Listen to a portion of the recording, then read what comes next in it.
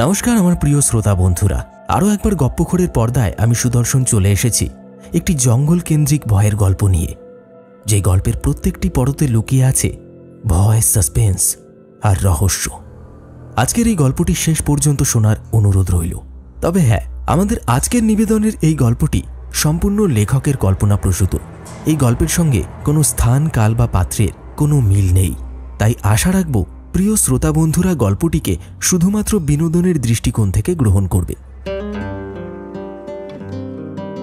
আজ আপনার জন্য রয়েছে গপ্পখোর চ্যানেলের স্বনামধন্য লেখক অপূর্ব সেনের কলমে আবার ধানঝুড়ির জঙ্গলে। গল্প পাঠে এবং সকল পুরুষ চরিত্রের ভূমিকায় আমি সুদর্শন। আজ আমার সঙ্গে নারী কণ্ঠে থাকছে সুপমা এবং সঙ্গীতা। গল্পের পোস্টারটি ডিজাইন করেছে চিত্রায়ন। শুরু হচ্ছে আবার ধানঝুড়ির জঙ্গলে।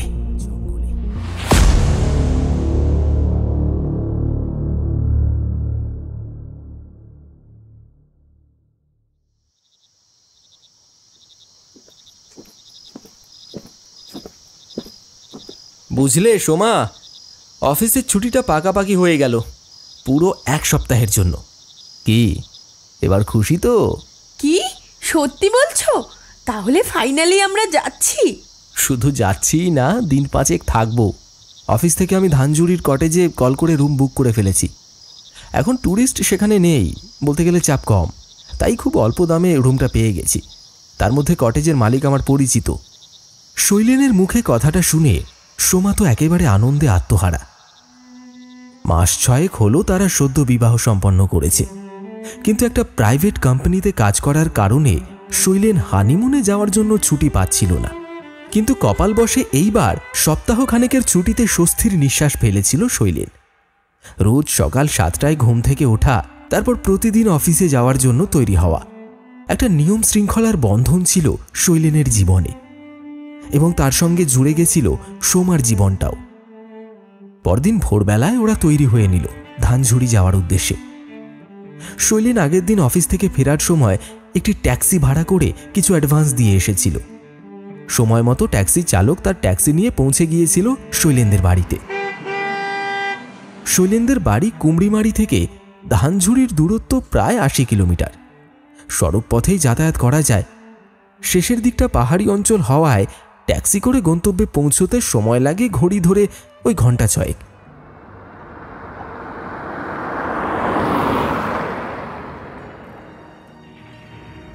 যখন ওরা ধানঝুড়ি এলাকায় পৌঁছল তখন সময় 12:30। চারিপাশে জঙ্গল আর পাহাড়ি এলাকার মাঝখান দিয়ে চলে যাওয়া লিকলিকে সাপের মতন রাস্তা ধরে যখন ওরা সামনের দিকে এগোচ্ছিল, তখন চারপাশের দৃশ্য শৈলেন আর সোমার মনে এক অদ্ভুত প্রশান্তি যেন তুলির টানে আঁচড় কেটে যাচ্ছিল বারবার। গাছপালার সবুজ রং, পাখিদের মিষ্টি ডাক, আর পাহাড়ের চূড়ায় মেঘেদের খেলা, যেন তারা কোনো এক স্বপ্ন রাজ্যে চলে গিয়েছে। রাস্তার দুপাশে ঘন জঙ্গল, গাছে গাছে ছোট ছোট ফুল ফুটে আছে। প্রতিটি গাছ যেন নিজেই এক একটি শিল্পকর্ম। তার উপর পাখিদের সুরেলা গান মনকে প্রশান্তি দিচ্ছিল। হাওয়ার মৃদু সুর সেই গানকে আরো মধুর করে তুলছিল। পাহাড়ের গায়ে সাদা মেঘের ছায়া যেন প্রকৃতির আঁকা এক অপূর্ব ছবি।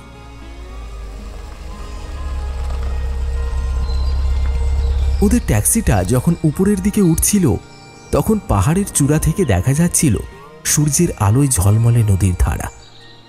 নিচের দিকে তাকালে দেখা যায় ছোট ছোট গ্রাম, যেন তারা এক একটি ছড়া। গ্রামের মানুষজন তাদের দৈনন্দিন কার্যকর্মে ব্যস্ত। বেশ খানিকটা দূরে একটা জলপ্রপাত দেখা যায়। তার জলের ধারার প্রতিটি ফোঁটায় সূর্যের আলো পড়ে সৃষ্টি করেছিল ছোট ছোট রংধনু। সেই দৃশ্য দেখে ওরা যেন নিজেকে প্রকৃতির কোলে হারিয়ে ফেলছিল ক্রমশই।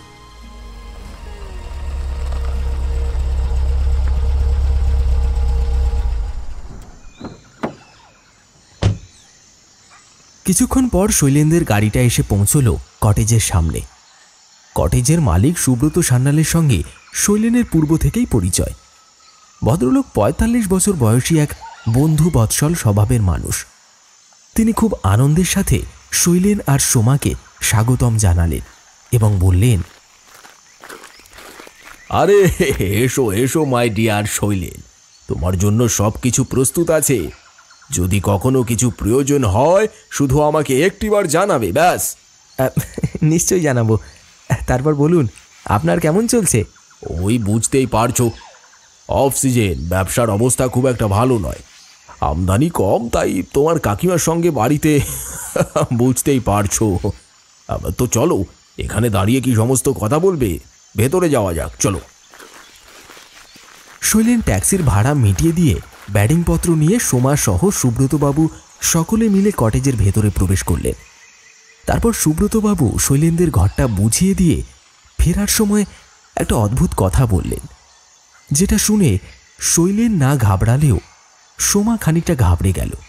সুব্রতবাবু বললেন, দেখো শৈলেন বাবু, তুমি আমার পরিচিত তাই বলছি, এ কথা আমি অন্য কোনো ক্লায়েন্টকে বলি না। ধানজুরির জঙ্গলে বিগত কয়েক মাস ধরে কিছু অদ্ভুত ঘটনা ঘটছে, তাই দিনের বেলা এখানে বিলক্ষণ বিচরণ করতে পারো, তবে সন্ধ্যের পর কটেজের বাইরে বেশি দূর যাবে না। তোমার শুভাকাঙ্ক্ষী হিসেবে কথাটা প্রথমেই জানিয়ে রাখলাম। আর হ্যাঁ, এই কথাটা দয়া করে এখানে আসা কোনো নতুন কাস্টমারকে বলতে যাবে না। তা কি ব্যাপার বলুন তো সুব্রতবাবু, মানে ঠিক বুঝলাম না। না না, তেমন কিছু চিন্তা করার মতো নেই, শুধুমাত্র রাতে কটেজের বাইরে বেরোবে না, তবেই হবে। এর থেকে বেশি কিছু না বলে সুব্রতবাবু গট গট করে সেখান থেকে হাঁটা দিলেন। উনি চলে যেতেই সোমা বলল, কি ব্যাপার বলো তো শৈলেন, ভদ্রলোক এমন রহস্যজনকভাবে কথাগুলো বললেন কেন? আরে ছাড়ো তো, তুমি ওনার কথা বিশ্বাস করলে? ভদ্রলোক একটু রসিক প্রকৃতির, বোধহয় নতুন বৌমাকে দেখে একটু ভয় পাওয়ানোর জন্য অমনটা অভিনয় করে গেলেন। আরে আমি থাকতে তোমার চিন্তা কিসের? এই বলে শৈলেন তার স্ত্রী সোমাকে আদর করে জড়িয়ে ধরল। শৈলেন বরাবরই একটু রোম্যান্টিক প্রকৃতির, আর এই ব্যাপারটা সোমা বিয়ের আগে যখন শৈলেনের সঙ্গে প্রেমের সম্পর্কে আবদ্ধ হয়েছিল তখন থেকেই বেশ ভালোভাবে জানত। সোমা বলল, আচ্ছা ছাড়ো, এইবার স্নান করে একটু ফ্রেশ হয়ে নি, তারপর লাঞ্চ করে একটু ঘুরতে বেরোবো। কিন্তু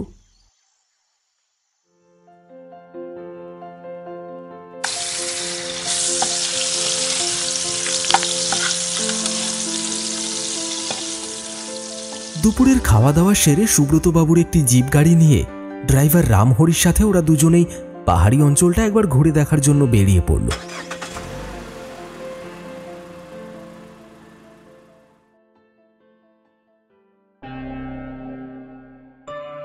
এতক্ষণ পর্যন্ত বেশ ফুর্তিতেই কাটছিল তাদের ভ্যাকেশন, কিন্তু তাদের জীবনে আগামীতে যে কি ঘটতে চলেছে সেই ব্যাপারে কিছু অনুমান করতে পারেনি ওরা তখনও।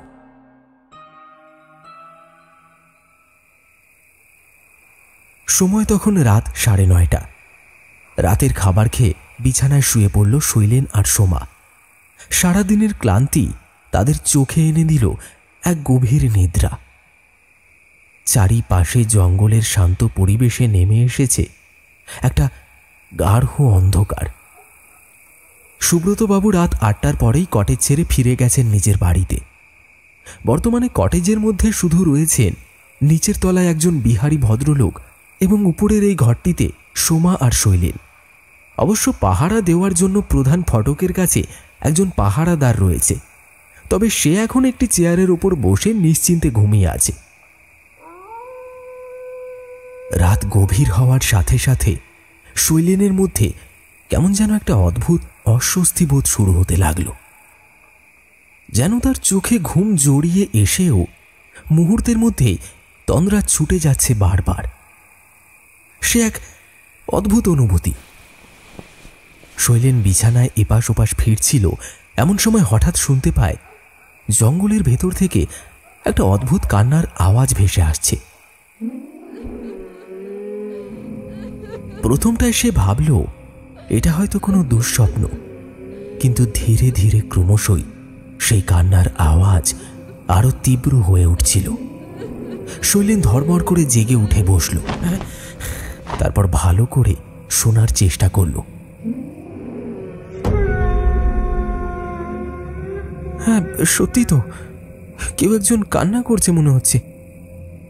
শৈলেন স্পষ্ট শুনতে পাচ্ছে একটি মেয়ে ক্রমাগত ফুঁপিয়ে ফুঁপিয়ে কান্না করে চলেছে। কি আশ্চর্য, সে ছাড়া অন্য কেউ কি এই আওয়াজ শুনতে পাচ্ছে না? শৈলেনের বুকটা ধড়াস করে উঠল। তার হৃদয়ে একটা আতঙ্কের জটলার সৃষ্টি হল। সোমা তখন অবচেতনভাবে গভীর ঘুমে আচ্ছন্ন। তাকে ডাকাটা তার সমীচীন বলে মনে হলো না। শৈলেন দ্রুত বিছানা থেকে উঠে জানালার কাছে এসে দাঁড়ালো। তারপর আস্তে করে জানলাটা খুলে বাইরের দিকে তাকালো। বাইরেটা ঘুটঘুটে অন্ধকার। সেই অন্ধকারে কিছুই স্পষ্ট দেখা যায় না। শুধুমাত্র মেইন ফটকের সামনে টিমটিমে বাল্বের আলোর নিচে পাহারাদারকে আবছাভাবে বসে থাকতে দেখা যাচ্ছে। শৈলেন এমনিতে সাহসী ছেলে, তবে বর্তমানে জঙ্গলের ভেতর থেকে আসা শব্দটা তার মনে ভয়ের তুলনায় কৌতূহলকেই বেশিভাবে জাগিয়ে তুলছিল। তাই সে নিজেকে সামলে রাখতে পারল না। ধীরে ধীরে ঘরের ভেতর টেবিলের ওপরে রাখা টর্চ লাইটটা সে হাতে তুলে নিল। তারপর বেরিয়ে পড়ল ঘর থেকে। রুম থেকে বেরোনোর সময় সকালে সুব্রতবাবুর বলা সতর্ক বার্তা তার মনে পড়ছিল বটে, তবে সেসবের পরোয়া করল না শৈলেন। ধীরে ধীরে সে কটেজের নিচের তলায় সিঁড়ি দিয়ে নেমে সামনে নুড়ি পথটা ধরে হাঁটতে লাগল। তারপর হাঁটতে হাঁটতে ফটকের কাছে পৌঁছে গেল। দারোয়ান তখনও নাক ডেকে ঘুমোচ্ছে। তাকে বিরক্ত করাটা ঠিক হবে না ভেবে শৈলেন নিঃশব্দে ফটকটি পার করে কটেজের বাইরে বেরিয়ে এলো।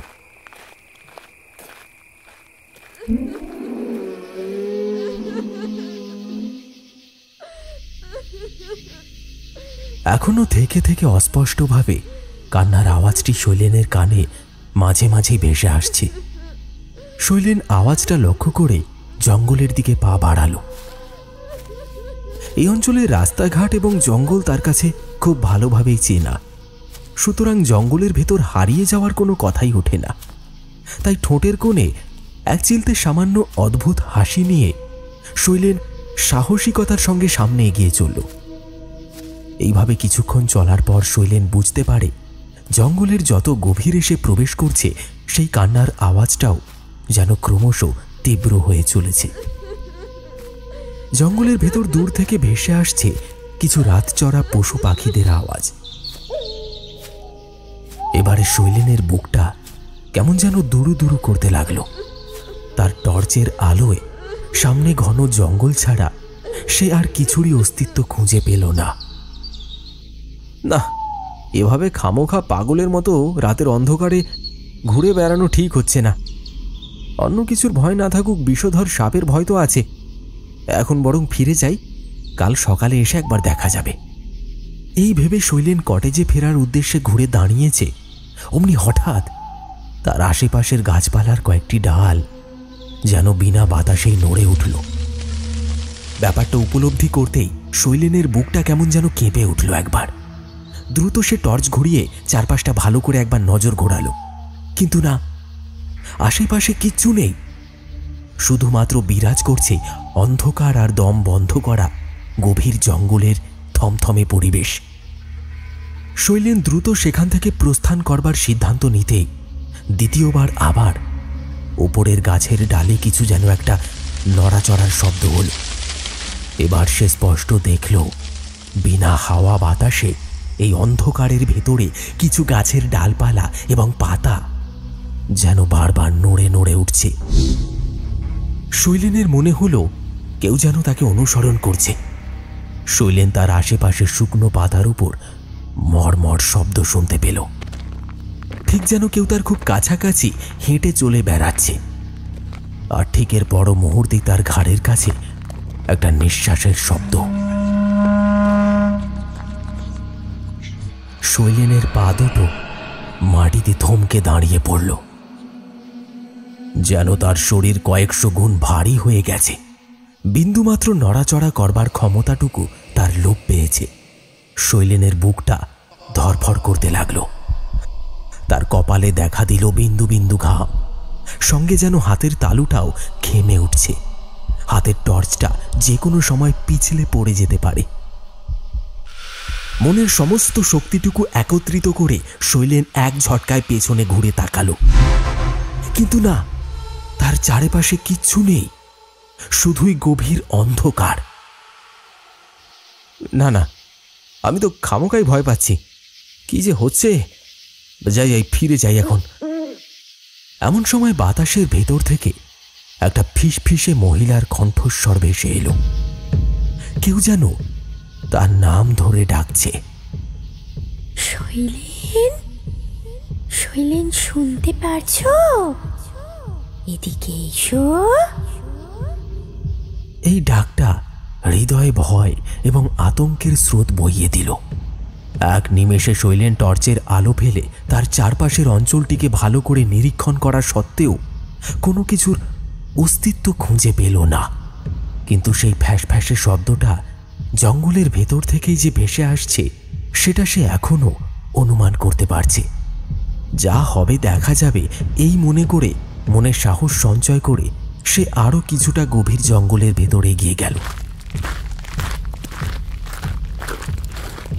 তার সামনে এখন একটা ঘুটঘুটে কালো অন্ধকারের চাদরে ঢেকে থাকা লতা গুল্মের ঝোপ, এবং সেই ঝোপের মাঝখান দিয়ে একটা সরু রাস্তা চলে গেছে। দেখলে মনে হয় যেন এই পথ দিয়ে কারোর যাতায়াত আছে নিয়মিত, যেন নিজেদের যাতায়াতের সুবিধার্থে কেউ এই অংশে লতাপাতাগুলিকে কেটে নিজস্ব পথ বানিয়ে নিয়েছে। শৈলেন সরু পথটা দিয়ে কয়েক পা সামনে এগোতেই তার চোখের সামনে একটা ফাঁকা প্রান্তর দেখা দিল। জায়গাটা সমতল, এবং ওই সমতল ভূমিতেই খানিকটা দূরে রয়েছে একটা ছোট্ট পুকুর। শৈলেনের হাতের টর্চের আলো সেই পুকুরের জলে পড়ে পুকুরের জল চমকে চমকে উঠছে বারবার। শৈলেন বেশ অবাক হল। এইরকম একটা পাহাড়ি অঞ্চলের মাঝে এমন একটা সমতল ভূমি, আবার এই সমতল ভূমির মাঝে আবার একটা পুকুর। এইসব কি সে নিজের চোখে বাস্তবেই দাঁড়িয়ে থেকে দেখছে, নাকি সবই তার কল্পনা মাত্র? তবে হ্যাঁ, একটা বিষয় মানতে হবে, জায়গাটা কেন জানি না বড্ড চেনা চেনা মনে হচ্ছে তার। এসব নানান কথা ভাবতে গিয়ে হঠাৎ তার চোখ পড়ল পুকুরের ধারে একটি বিশেষ জায়গায়। সেখানে একটা বড় কচু গাছ, তার দু চারটি বড় বড় পাতা বাতাসের মৃদুমন্দ ছোঁয়ায় ক্রমাগত দুলিয়ে চলেছে, এবং সেই কচু গাছের পাশেই বসে আছে একটি মেয়ে। তার মুখটা দেখা যাচ্ছে না, কারণ সে পিছনের দিকে ঘুরে বসে আছে। শৈলেনের বুঝতে বাকি রইল না এই কান্নার আওয়াজটার উৎস হলো এই অঞ্চলটি এবং ওই মেয়েটি। তবে এত রাতে মেয়েটি একলা এখানে পুকুর পাড়ে বসে কি করছে? ভারী কৌতূহল জন্মালো শৈলেনের। দুরু দুরু বুকে এক পা করে সে এগিয়ে গেল মেয়েটির কাছে। তারপর তার খুব কাছে পৌঁছে তাকে জিজ্ঞেস করল, কে তুমি? এখানে তুমি কি করছো? শৈলেনকে দেখে মেয়েটি যেন হাতে চাঁদ পেল। তৎক্ষণাৎ উঠে দাঁড়িয়ে কাঁপা কাঁপা স্বরে বলল, আমাকে সাহায্য করুন, আমি পথ হারিয়ে ফেলেছি। শৈলেন দেখল মেয়েটির বয়স খুব বেশি নয়, হয়তো বছর 15 কি 16 হবে। শৈলেনের ঠোঁটের কোণে একটা হাসি খেলে গেল। সে মেয়েটিকে শান্ত করার চেষ্টা করল, বলল, চিন্তা করো না, আমি তোমাকে পথ দেখিয়ে নিয়ে যাব। তবে শৈলেন আরও কিছু বলতে যাচ্ছিল, কিন্তু হঠাৎ তার চোখের সামনের দৃশ্য এক নিমেষে বদলে গেল। এইমাত্র যে মেয়েটিকে শৈলেন দেখেছিল সেই মেয়েটির মুখশ্রী যেন মুহূর্তের মধ্যে বদলে গেছে। তার চোখে ফুটে উঠেছে এক ভয়ানক দৃষ্টি। এক মুহূর্তের জন্য শৈলেন যেন খুব পরিচিত কারোর একটা মুখ ওই কিশোরীর মুখমণ্ডলে ফুটে উঠতে দেখল। কিন্তু ভালো করে সমস্তটা বুঝে ওঠার আগেই মেয়েটি শৈলেনের চোখের সামনে অকল্পনীয়ভাবে বাতাসের মধ্যে অদৃশ্য হয়ে গেল।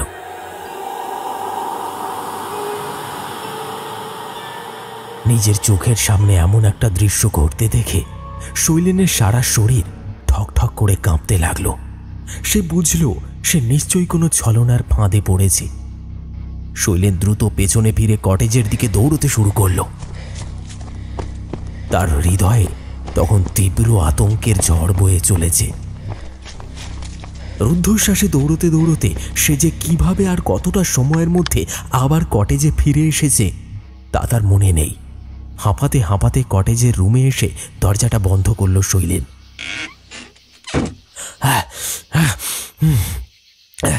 তাকে দেখেই শোভা বলল, এ কি শৈলেন, তোমার কি হয়েছে?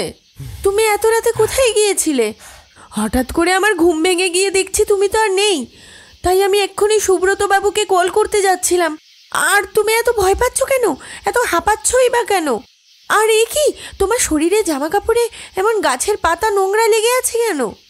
ওই মুহূর্তে সোমার প্রশ্নের উত্তর দেওয়ার মতো অবস্থায় শৈলেন ছিল না। শৈলেন শুধু বলল, হ্যাঁ, সুব্রতবাবু ঠিক কথাই বলেছিলেন। সন্ধ্যের পরে জায়গাটা একেবারেই নিরাপদ নয়।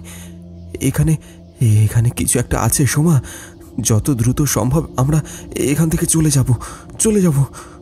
শৈলেনের অবস্থা দেখে সোমা বেশ বুঝতে পারল যে তার সঙ্গে গুরুতর একটা কিছু ঘটেছে। তবে এ বিষয়ে এই মুহূর্তে শৈলেনের ওই পরিস্থিতি দেখে সোমা আর বেশি কথা বলতে চাইল না।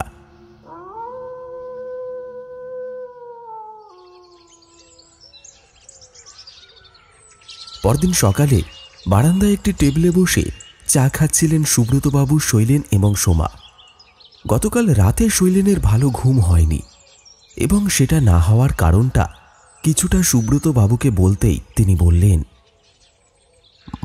তুমি ঠিকই শুনেছ শৈলেন।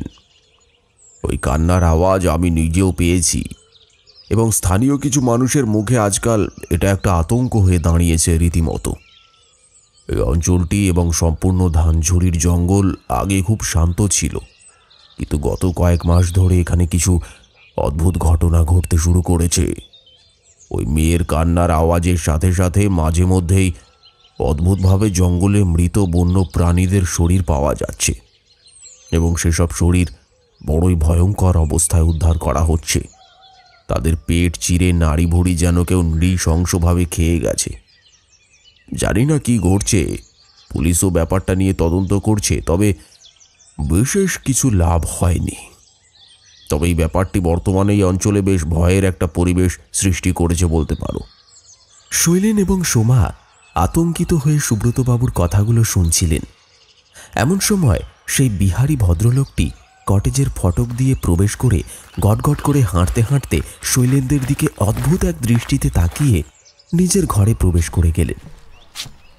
তার চাহনিটা এমন যেন কত রহস্য লুকিয়ে আছে তার চোখে। সুব্রতবাবু গম্ভীরভাবে আবার বললেন, বুঝলে শৈলেন, এখানে কিছু একটা আছে যা আমাদের ক্ষতি করতে চাইছে। সম্ভবত জঙ্গলটি কোনো পুরনো অভিশাপের শিকার হয়েছে। এখানকার স্থানীয় লোকেরা বলছে বেশ কয়েক বছর আগে নাকি এখানে একটি ভয়ানক হত্যা হয়েছিল। একটি লাশ জঙ্গলের মধ্যে উদ্ধার করা হয়েছিল। যে লাশটি আসলেই কার তা শনাক্ত করা সম্ভব হয়নি, কারণ লাশটির সমস্ত মুখ ছিল থ্যাতলানো এবং শরীরের বিভিন্ন অংশ খুবলে খুবলে খাওয়া অবস্থায় পাওয়া গিয়েছিল। যেন মাটির নিচে পুঁতে দেওয়া কোনো লাশকে হিংস্র জন্তু জানোয়ার মাটি খুঁড়ে তুলে ওই দশা করেছে। কিন্তু মানুষটির সঙ্গে কে ওই রকম দুর্ব্যবহার করেছে সেই নিয়ে বেশি দূর জল ঘোলা হয়নি, তাই ব্যাপারটা সবার কাছে অপরিষ্কার। সুব্রতবাবু কথাগুলো বলছিলেন ঠিকই, কিন্তু শৈলেনের মুখে এক গভীর চিন্তার ছাপ ফুটে উঠেছিল ক্রমশ, যেটা সোমা বা সুব্রতবাবু কেউই ঠিকভাবে লক্ষ্য করতে পারলেন না। কিসের একটা দুশ্চিন্তা, দুর্ভাবনা যেন শৈলেনকে ক্রমশই নিজের আয়ত্তে করে নিতে চাইছে। সে যে একটি অদ্ভুত এবং ভয়ঙ্কর সত্যের মুখোমুখি হতে চলেছে, যা তার এবং তার স্ত্রীর জীবনের প্রত্যেকটি মুহূর্তে আতঙ্কের ছায়া ফেলে রাখবে, সেটি হয়তো কিছুটা আন্দাজ করতে পেরেছিল শৈলেন। এবং ধীরে ধীরে শৈলেনের চিন্তাভাবনাটাই সত্য প্রমাণিত হতে দেখা গেল, যেটি ভাবতেই গায়ে কাঁটা দেয়।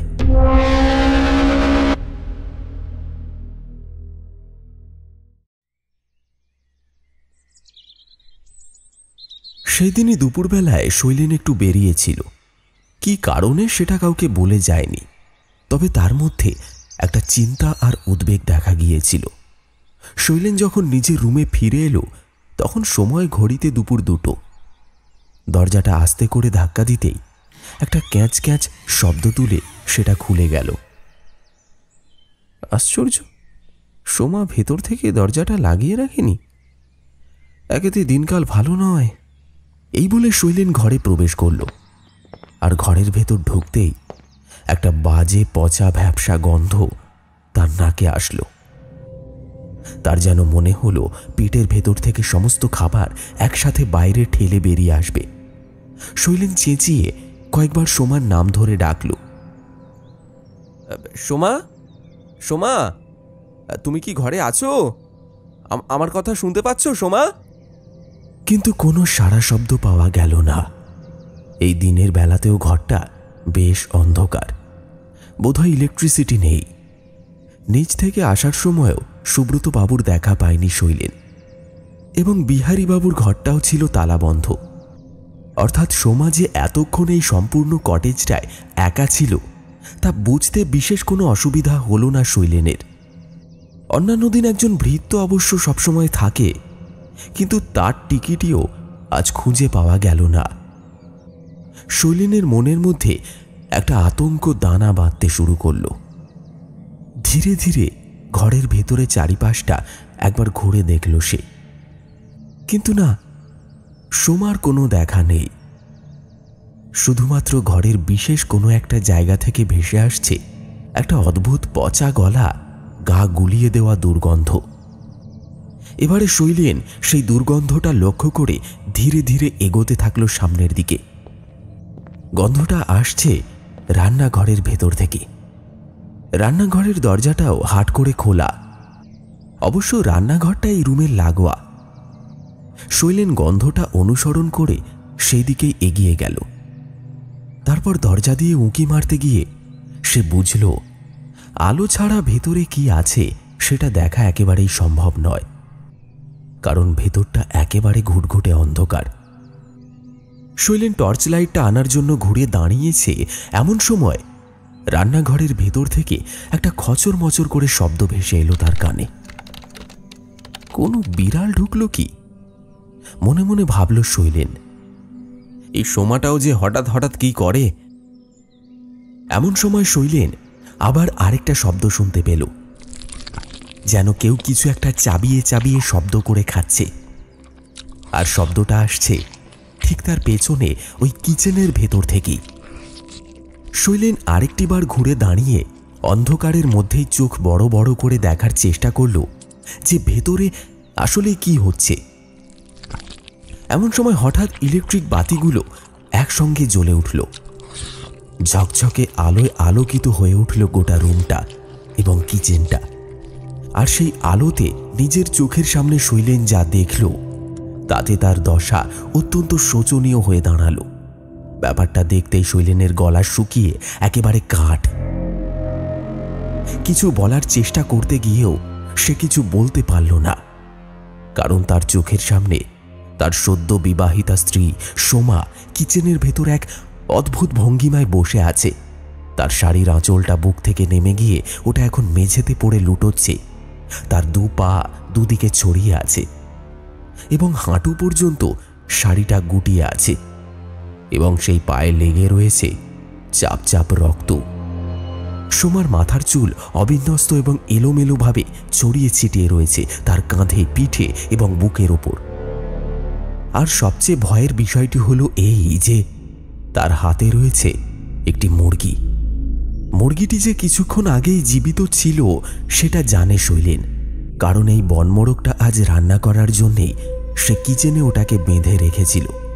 স্পেশালি অর্ডার করে সুব্রত বাবুকে দিয়ে আনা হয়েছিল মুরগিটা। আর সেই মুরগিটা এখন মুখে নিয়ে চাবিয়ে চাবিয়ে ছিঁড়ে ছিঁড়ে খাচ্ছে সোমা। মুরগির পালকগুলো যত্রতত্র ছড়িয়ে ছিটিয়ে রয়েছে। সোমার মুখ থেকে বেরিয়ে আসছে এক অদ্ভুত গুরুগম্ভীর গর্জন।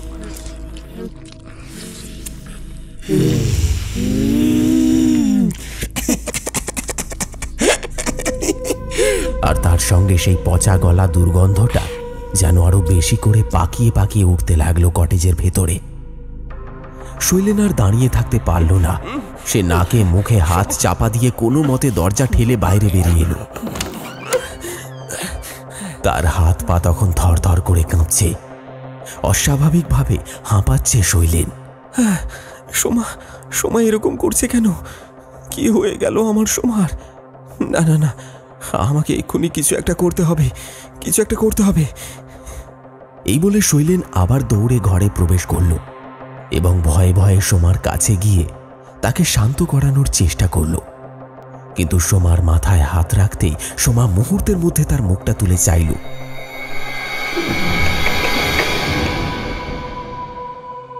ওফ, কি ভয়ানক সেই দৃষ্টি! তার চোখ দুটো যেন উল্টে গেছে, চোখের মনির জায়গাটা সম্পূর্ণরূপে সাদা, মুখের চারিপাশে লেগে আছে মুরগির পালক আর চাপ চাপ রক্ত। রক্ত মাখা সেই দাঁত আর জিভ বের করে ভয়ানকভাবে হেসে উঠল সোমা।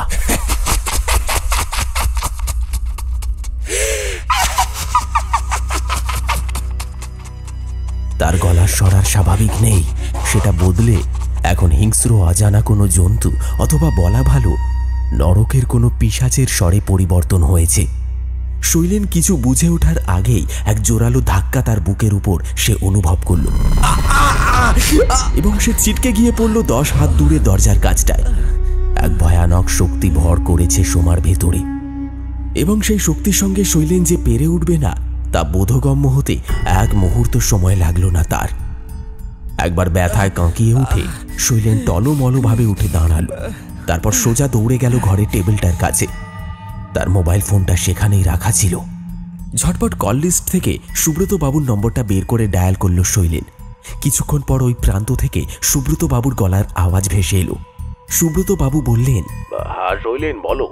কাঁপা কাঁপা আর আতঙ্কিত স্বরে কোনো মতে শৈলেন বলল, সুব্রত বাবু, তাড়াতাড়ি তাড়াতাড়ি কটেজে আসুন, আমি বড় বিপদে পড়েছি। সোমার মধ্যে কেমন যেন অদ্ভুত পরিবর্তন দেখতে পাচ্ছি। সে অস্বাভাবিক আচরণ করছে, কাঁচা মাংস ছিঁড়ে ছিঁড়ে খাচ্ছে। আমি বেশি কিছু আপনাকে ফোনে বলতে পারছি না, আপনি দয়া করে দ্রুত আসুন। সে কি, তুমি চিন্তা করো না শৈলেন, আমি এক্ষুনি আসছি। ফোনটা কেটে দিয়ে শৈলেন আর ঘরের ভেতর প্রবেশ করল না। দরজাটা বাইরে থেকে ছিটকানি আটকে বারান্দাতে অপেক্ষা করতে লাগলো সুব্রত বাবুর।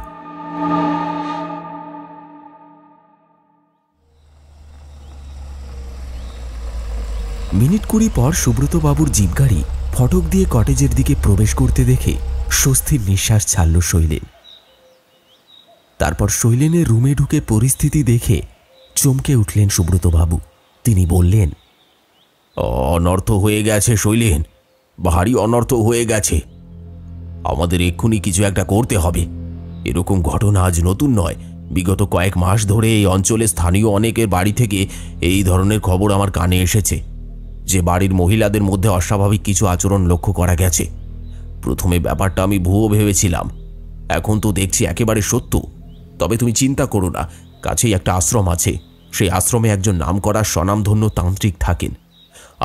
আমি অনুরোধ করে তাকে ডেকে নিয়ে আসছি। তুমি ততক্ষণ এখানেই থেকো, কোথাও যেও না যেন। এইটুকু বলে তিনি আর বিন্দুমাত্র সময় নষ্ট না করে ঝটপট কটেজ থেকে বেরিয়ে গেলেন। শৈলেনের হাত পা ততক্ষণে ঠান্ডা হয়ে এসেছে। সে কি করবে কিছুই বুঝে উঠতে পারছে না। তার মনে হলো হয়তো আজ সুব্রতবাবু না থাকলে তার একার পক্ষে সোমাকে সামাল দেওয়া কোনো মতেই সম্ভব হতো না। তবে এই সমস্ত ঘটনার কারণ কি থাকতে পারে?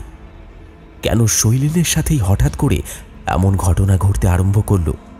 কেনই বা শৈলেন গতকাল রাতে একটি মেয়ের করুণ কান্নার স্বর শুনতে পেয়েছিল? আর ওই পুকুর পাড়ে বসে থাকা মেয়েটি বা কে ছিল? নানান প্রশ্নরা ভিড় করতে লাগলো শৈলেনের মাথায়। একের পর এক দুশ্চিন্তা, একের পর এক দুর্ভাবনা আর পুরনো দিনের কিছু প্রতিচ্ছবি যেন বারবার তার চোখের সামনে এসে ধরা দিতে লাগলো। নিজের মাথা দু হাতে চেপে ধরে শৈলেন মাটিতে বসে পড়ল। আর নিতে পারছে না সে। ঘরের ভেতর থেকে ভেসে আসছে সোমার অস্বাভাবিক চিৎকার আর গর্জনের শব্দ, যা শুনলে যে কোনো সাধারণ মানুষেরই হাড় হিম হয়ে যাবে।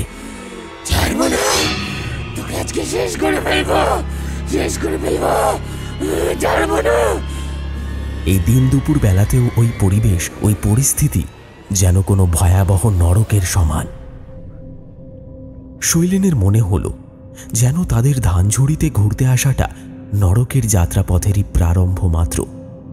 এর আগেও বেশ কয়েকবার সে এই অঞ্চলে এসেছিল। এই জায়গাটা তার খুব প্রিয়, অথচ কোনোদিন তার সঙ্গে এমন ঘটনা এর আগে ঘটেনি।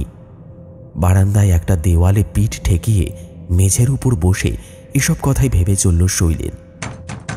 ওদিকে ঘরের দরজায় ঘন ঘন জোরালো ধাক্কার আওয়াজ ভেসে আসতে থাকল, যেন সোমা সেই দরজাটাকে ভেঙে এক্ষুনি বাইরে বেরিয়ে আসতে চাইছে। আর তারপর কি হবে সেটা শৈলেন জানে না। কেটে গেল মিনিট 25। এমন সময় আবার জিপ গাড়ির শব্দে শৈলেন যেন বুকে বল ফিরে পেল। সে দেখল সুব্রতবাবু একজন বয়স্ক গৌরবর্ণ উজ্জ্বল চেহারার ব্যক্তিকে নিয়ে কটেজের ভেতরে প্রবেশ করছেন। ভদ্রলোকের শরীরে একটি লাল গেরুয়া বসন, মাথার চুল সাদা এবং গালে লম্বা লম্বা কাঁচা পাকা দাড়ি। সেগুলি গলা ছাড়িয়ে বুক অবধি নেমে এসেছে। লোকটাকে দেখেই যেন ভক্তি হয়। শৈলেন বুঝতে পারে ইনি হলেন সেই তান্ত্রিক যার কথা সুব্রতবাবু বলছিলেন। সুব্রতবাবু তান্ত্রিককে নিয়ে কটেজের দোতলার বারান্দায় উপস্থিত হলেন। তারপর তান্ত্রিক কেমন যেন এক হিংস্র দৃষ্টিতে শৈলেনের চোখে চোখ রাখলেন। তার ভাবটা এমন যেন সমস্ত দোষ শৈলেনের। তবে তিনি মুখে কিছু স্পষ্ট করে বললেন না। তার কাঁধে ঝুলতে থাকা একটি ঝোলার ভেতরে হাত ঢুকিয়ে এক মুঠো আটা জাতীয় পদার্থ বের করে নিলেন তিনি। তারপর মুখের কাছে মুষ্টিবদ্ধ হাতটা নিয়ে এসে বিড় বিড় করে দুর্বোধ্য কিছু মন্ত্রোচ্চারণ করার পর দরজায় ছুঁড়ে মারতে এতক্ষণ ধরে দরজায় জোরালো ধাক্কার আওয়াজটা যেন এক নিমেষে থেমে গেল। কিন্তু পর মুহূর্তেই ভেতর থেকে সেই ভয়ানক কণ্ঠস্বর আবার ভেসে এলো। তুই এখানে কেন এসেছিস তান্ত্রিক? ভালো চাস তো ফিরে যা, আমি আমার বদলা না নিয়ে যাব না। কে তুই? কিসের বদলার কথা তুই বলছিস? কোথা থেকে এসেছিস তুই আমাকে বল। ঘরের ভেতরটা একেবারে শান্ত, যেন কথা বলা ভুলে গেছে সোমা। তান্ত্রিক আবার এক মুঠো সেই আটা জাতীয় পদার্থ মন্ত্রোচ্চারণ করে দরজার দিকে ছুঁড়ে মারতেই চিৎকার করে উঠল সোমার শরীরে প্রবেশ করা সেই ভয়ানক প্রেত। তার চিৎকারের সাথে সাথে চারিপাশের পরিবেশে যেন হঠাৎ করে এক অদ্ভুত কালো ছায়া নেমে এসে চারিদিকটাকে অন্ধকারাচ্ছন্ন করে তুলল। এলোমেলো বাতাস বইতে শুরু করলো চারিদিকে।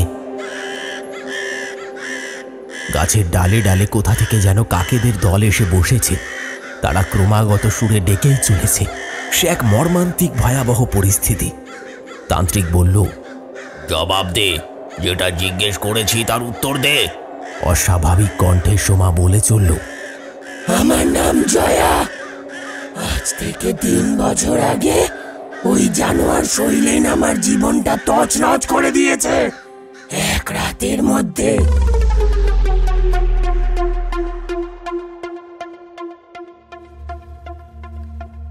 জয়া নামটা শুনতেই শৈলেনের মনে পড়ে গেল বছর 3 আগে করা তার কিছু কুকর্মের কথা, যেগুলো সিনেমার পর্দার মতোই তার মনের ভেতর আন্দোলিত হতে শুরু করল। বড়লোকের মেয়ে জয়াকে প্রেমের ফাঁদে ফাঁসিয়েছিল শৈলেন। উদ্দেশ্য বড়লোক বাবার একমাত্র মেয়েকে ফাঁসিয়ে সমস্ত বা আংশিক সম্পত্তি হাসিল করা। কিন্তু অপরদিকে সে মনে মনে সোমাকেও ভালোবাসত, তবে সোমা তখন সেটা জানত না। শৈলেন চেয়েছিল জয়াকে প্রথমে বিয়ে করে তার সমস্ত সম্পত্তির যতটা সম্ভব নিজের নামে করিয়ে নিয়ে সোমাকে নিয়ে পালিয়ে কোথাও চলে যাবে। ততদিনে সোমাও তার অনেকটা হাতের নাগালে চলে এসেছিল। শুধুমাত্র প্রেমের প্রস্তাবটা দেওয়াটুকুই বাকি ছিল। কিন্তু এমন সময় শৈলেনের জীবনের সমস্ত প্ল্যান ভেস্তে যাওয়ার একটা সম্ভাবনা দেখা গেল। ক্রমাগত শারীরিক সম্বন্ধে লিপ্ত হওয়ার কারণে জয়া অন্তঃসত্ত্বা হয়ে উঠল। শৈলেন কিছুতেই চাইত না তাদের সন্তান ভূমিষ্ঠ হোক। ওই সন্তানের জন্ম হলে জয়াকে ছেড়ে সোমাকে নিয়ে থাকাটা আরো কঠিন হয়ে দাঁড়াবে। কিন্তু জয়া কিছুতেই শৈলেনের কথায় রাজি হয়নি। শৈলেন অনেক করে বুঝিয়েছিল জয়াকে তার অ্যাবর্শন করানোর জন্য, কিন্তু জয়া বারবারই তাকে প্রত্যাখ্যান করেছে। ভাবগতিক সুবিধে নয় দেখে শৈলেনের মাথায় একটা দুষ্টু ফন্দি জটলা পাকিয়েছিল সেই দিন। সে ঠিক করল কোনো মতে বুঝিয়ে সুঝিয়ে জয়াকে বেড়াতে যাবার নাম করে ধানঝুড়ির এই জঙ্গলে নিয়ে আসবে, এবং পরবর্তীতে সে তার প্ল্যান মতো তেমনটাই করল। ধানঝুড়ির জঙ্গলে এসে শহরের কাছাকাছি একটি হোটেল ভাড়া করে তারা দিন দুয়েক সেখানে কাটালো। আর তারপরেই ক্রমশ এগিয়ে এলো সেই কালো রাত, যে রাতে সারপ্রাইজ দেওয়ার নাম করে শৈলেন জয়াকে নিয়ে পৌঁছল ধানঝুড়ির জঙ্গলের গভীরে এক পুকুরের কাছাকাছি।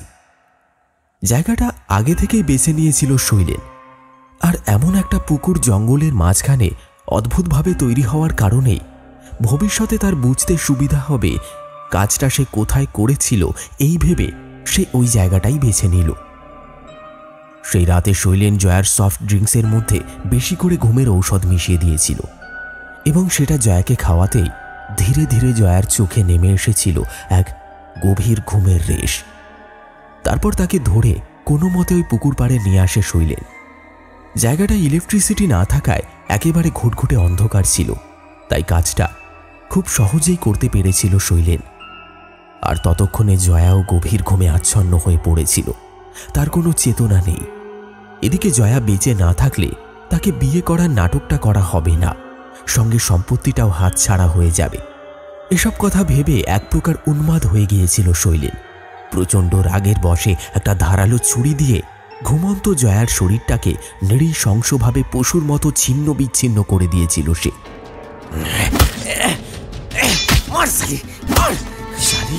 তোর জন্য আমার সব প্ল্যান ভেস্তে গেল।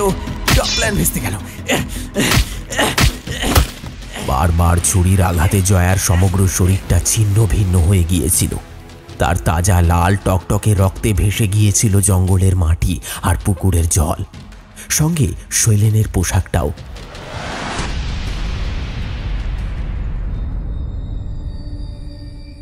সেই ঘটনার সাক্ষী ছিল কেবলমাত্র চারিদিকে বিরাজ করা ঘুটঘুটে অন্ধকার আর নিস্তব্ধতা। তবে এটুকু করার পরেও শান্তি পায়নি শৈলেন। পাশে পড়ে থাকা একটা মাঝারি আকারের ভারী পাথর তুলে নিয়ে থেতলে দিয়েছিল জয়ার মুখটা, যাতে পুলিশ শনাক্ত করতে না পারে লাশটির আসলে কার। এবং অবশেষে জয়ার লাশটি সে মাটি খুঁড়ে ওই পুকুরের পাশেই পুঁতে রাখে এবং কাপুরুষের মতো সেখান থেকে পালিয়ে যায়। আমার শরীরটা মাটি খুঁড়ে বের করে শিয়াল কুকুরের খাদ্যে পরিণত হয়েছিল।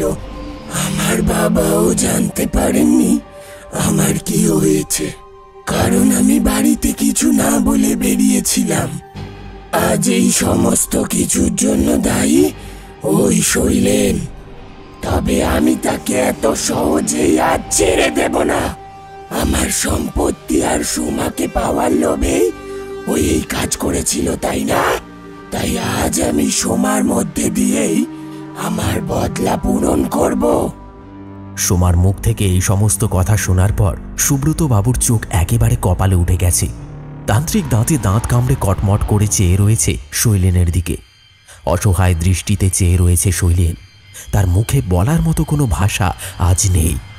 ক্ষমা চাইতেও যেন সে দ্বিধা বোধ করছে। সে যে কত বড় অন্যায় অত্যাচার করেছিল জয়ার প্রতি, তা আজ হাড়ে হাড়ে টের পাচ্ছে সে। এমন সময় হঠাৎ আবার সজোরে দরজার উপর আঘাত পড়তে লাগল। আশেপাশে প্রবল জোরে বাতাসের ঝাপটা এসে যেন ভেঙে চুড়ে দিতে চাইছে সমস্ত কিছু। সোমার শরীরে প্রবেশ করা জয়ার আত্মা ক্রমশই গর্জন করেই চলেছে। সুব্রত বাবু আর তান্ত্রিক কোনো মতে বারান্দার একটি ছোট পিলারকে আঁকড়ে ধরে দাঁড়িয়ে আছেন। তান্ত্রিক চিৎকার করে বলে চললেন, এই মহাশক্তির সঙ্গে পেরে ওঠা আমার পক্ষে সম্ভব নয়। এই অপশক্তি তার চরম সীমায় পৌঁছে গেছে। এখন ভাগ্য আমাদেরকে কোন দিকে নিয়ে যাবে তা আমরা নিজেরাও জানি না। তান্ত্রিকের কথাটা শেষ হতেই জোরালো শব্দে মরমর করে দরজাটা ভেঙে গেল। আর ভেতর থেকে বাইরে বেরিয়ে এলো সোমার এক বিচিত্র ভয়াবহ মূর্তি। তার মাথার চুল, শাড়ির আঁচল প্রবল হাওয়ায় লিকলিকে সাপের মতো নড়ছে। শৈলেন চিৎকার করে বলল, সোমা, সোমা, তুমি এমনটা করতে পারো না। তুমি আমার বিবাহিত স্ত্রী, আমি তোমার স্বামী। হাসতে হাসতে সোমা বলল, আমি সোমা নই, আমি জয়া। তুই কি ভুলে গেছিস আমাকে? আজ থেকে 3 বছর আগে তুই আমার সঙ্গে কি করেছিলি? আমাকে তো মৃত্যুবরণ করতেই হয়েছিল।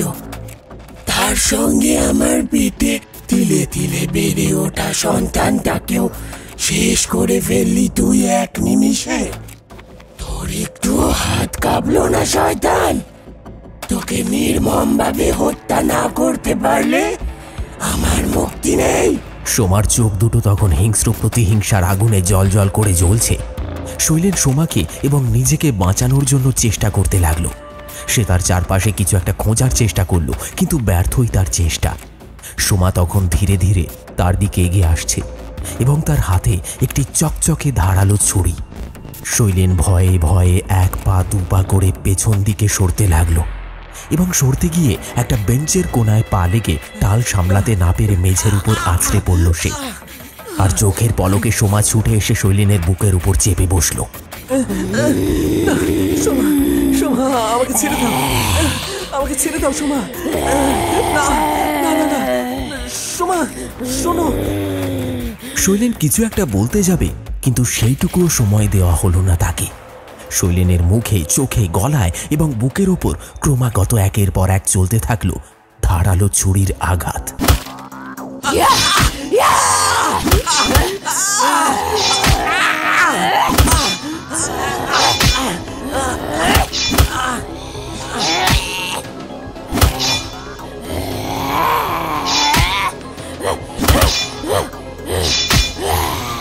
ফিল্কি দিয়ে রক্ত বেরিয়ে এলো শৈলেনের শরীরের বিভিন্ন অংশ থেকে। সেই রক্ত ছিটকে গিয়ে লাগলো সোমার মুখে। সোমা ক্রমাগত ছুরির আঘাত করেই চলল, যেন সেই খেলায় ভীষণ আনন্দ পেয়েছে। খেলাটাকে কিছুতেই থামাতে চায় না সে। ধীরে ধীরে শান্ত হয়ে গেল শৈলেনের শরীরটা।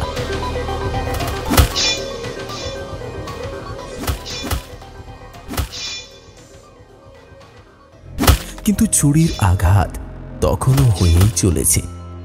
দৃশ্যটা দেখে সুব্রতবাবু জ্ঞান হারালেন। তান্ত্রিক কোনো মতে নিজেকে সামলে দাঁড়িয়ে রইলেন একইভাবে নিজ স্থানে।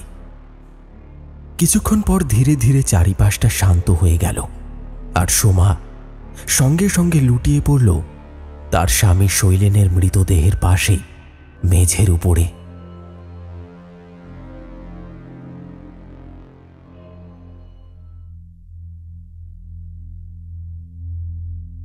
এরপর 2 দিন জ্ঞান ফেরেনি সোমার। সে তখনও জানে না তার সঙ্গে কি ঘটে গেছে। 3 দিনের দিন সকালে যখন তার জ্ঞান ফিরল, তখন সে নিজেকে একটি স্থানীয় হাসপাতালের বেডে আবিষ্কার করল। তার সামনে তখন দাঁড়িয়েছিল সুব্রতবাবু এবং ওই অঞ্চলের থানার দারোগা অবিনাশ সেন, তার সঙ্গে কয়েকজন হাবিলদার। এর পরবর্তী ঘটনা অত্যন্ত সংক্ষিপ্ত। নিজের স্বামীকে হত্যা করার অপরাধে জেলে যেতে হয়েছিল সোমাকে, কিন্তু সোমা জানত না সে কিভাবে তার স্বামীকে হত্যা করল। শৈলেনের পাশাপাশি সোমাও তার পাপের কিছুটা অংশ নিজের কাঁধের উপর চাপিয়েছিল। শৈলেনের প্রেমের প্রস্তাবে রাজি হওয়ার সময় সোমা জয়ার ব্যাপারটা সমস্ত কিছুই জানত এবং শৈলেনের প্ল্যানের ব্যাপারটাও জেনেছিল। লোভটা তার মধ্যেও জন্মেছিল, তাই হয়তো তাকে আজ এইভাবে জীবিত থেকেই শাস্তি পেয়ে যেতে হলো। আর শৈলেনকে তার নিজের কর্মের ফল হিসেবে নিজের প্রাণটাকে জয়ার হাতে সঁপে দিয়ে ভোগ করে যেতে হলো। জীবনে আমরা সবাই ভালো এবং মন্দ কাজ করে থাকি, কিন্তু এটি একটি চিরসত্য যে কোনো পাপই ক্ষমাযোগ্য নয় এবং প্রত্যেককে তার কর্মের ফল এই জন্মেই ভোগ করে যেতে হয়।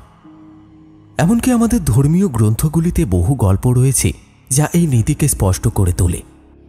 মহাভারতে দুর্যোধন এবং তার ভাইয়েরা অন্যায় এবং অধর্মের পথে চলে পাণ্ডবদের কষ্ট দিয়েছিল, কিন্তু শেষ পর্যন্ত তাদের পাপের ফল ভোগ করে যেতে হয় এবং মহাভারতের যুদ্ধে তাদের সর্বনাশ হয়।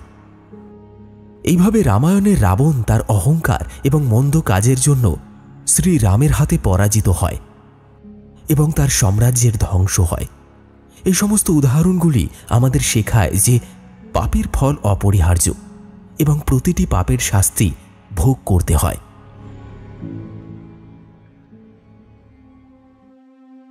তাহলে বন্ধুরা, আজকের এই গল্পটি আপনার কেমন লাগলো অবশ্যই কমেন্ট করে আপনার মতামত জানাতে ভুলবেন না। এই ধরনের রোমাঞ্চকর কাহিনীগুলো যদি মিস না করতে চান আর এখনো পর্যন্ত যদি চ্যানেলটি সাবস্ক্রাইব না করে থাকেন, তাহলে আর দেরি নয়, এক্ষুনি চ্যানেলটি সাবস্ক্রাইব করে পাশে থাকা বেল আইকন অল করে দিন। দেখা হচ্ছে আবার একটি রোমহর্ষক কাহিনীর সাথে আগামী এপিসোডে। ততক্ষণের জন্য সঙ্গে থাকুন আর শুনতে থাকুন গপ্পখোর। আর হ্যাঁ, আমাদের মেইন চ্যানেল অল ডে সাসপেন্সকে সাবস্ক্রাইব করতে কিন্তু ভুলবেন না।